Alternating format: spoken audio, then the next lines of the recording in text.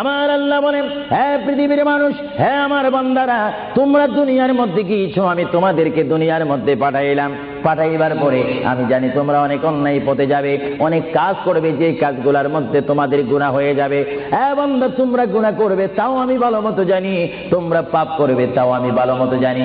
বান্দারে, পাপ করার পরে, গুনাহ করার পরে একাই কি মসজিদের মধ্যে তোমরা কেঁদেছো, রব্বানা যালামনা, বলেন রব্বানা যালামনা আনফুসানা ওয়া ইল্লাম তাগফির লানা ওয়া তুরহামনা লানাকুনান্না মিনাল খাসিরিন বলে বলে মসজিদে কেঁদেছো, আসরের নামাজ পড়ে কেঁদেছো, যোহরের নামাজ পড়ে কেঁদেছো, মাগরিবের পড়ে কেঁদেছো, এশার নামাজ পড়ে কেঁদেছো। বান্দা, নামাজের মুসল্লা যখন বসে যাও, আমি আল্লাহকে তোমরা বারবার বলো, আল্লাহ আমার গুনাহ মাফ করে দাও।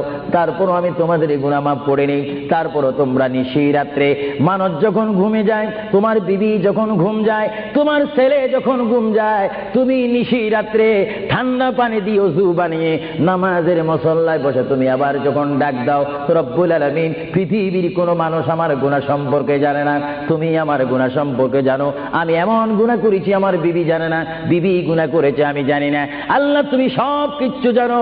হে আমার প্রভু, তুমি আমাকে মাফ করে দাও।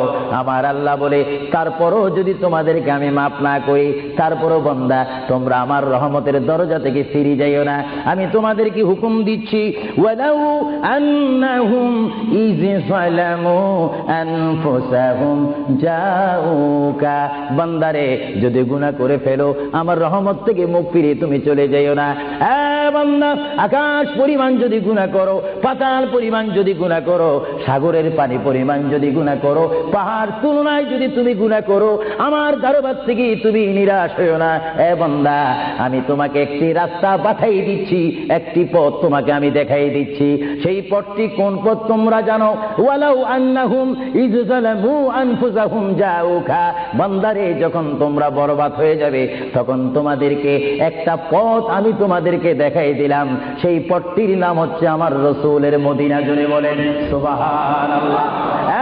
বান্দা, আমার নবীর দরবারে গিয়ে কেঁদে কেঁদে তোমরা বলো, ইয়া রাসূলুল্লাহ, ইয়া হাবিবাল্লাহ, আয়া আকা, ইয়া রাসূলুল্লাহ।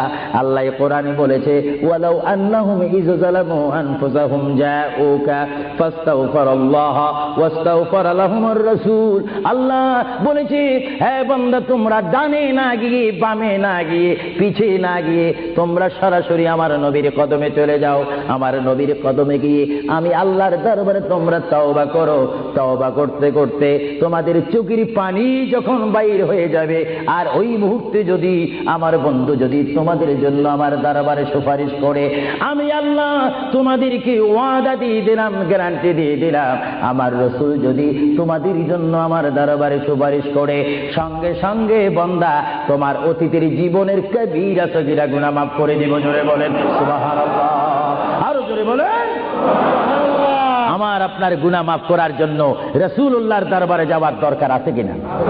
চিৎকার জীবনে আছে কিনা? এটা কোরআনের অপব্যাখ্যা নয়, কোরআন শরীফের আয়াত। ওয়ালাউ আন্নাহুম ইয যালামু আনফুসাহুম জাউকা, যারা তাফসীরি পড়েছেন, তাফসীর জালালাইন পড়েছেন, টাইটেল পড়েছেন, বুখারী পড়েছেন, মুসলিম পড়েছেন, ইবনে মাজাহ পড়েছেন, ফিয়া সিত্তা পড়েছেন, হাদিস পড়েছেন, ইজমা পড়েছেন, কিয়াস মেনেছেন, উসুল মেনেছেন, বালাগাত মেনেছেন, মুনতিক মেনেছেন, শরীয়ত বুঝেছেন, তরিকত বুঝেছেন, হাকিকত বুঝেছেন, ইলমে লুদুনি পেয়েছেন, ইলমে তাসাউফ মেনেছেন, তারা অবশ্যই স্বীকার করবে মানুষের একমাত্র মুক্তির স্থান